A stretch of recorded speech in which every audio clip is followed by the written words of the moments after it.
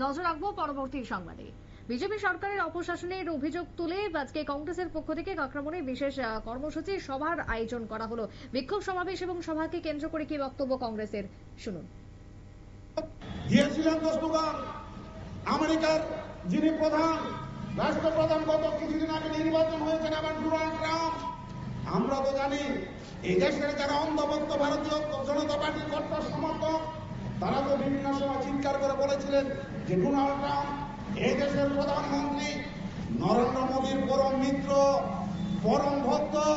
কিন্তু আমরা দেখলাম গত কিছুদিন আগে দেশের সেখানে সারা বিশ্বের শক্তিধর রাষ্ট্রের প্রধান সেখানে ডোনাল্ড ট্রাম্প সেখানে শপথ নিলেন, উনার পরম মিত্র নরেন্দ্র মোদীকে সেই শপথ অনুষ্ঠানে আমন্ত্রণ করেনি।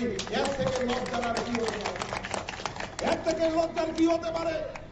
আজকে দেশের মানুষের অত্যন্ত দুর্ভাগ্যজনক ভাবে দেখলাম।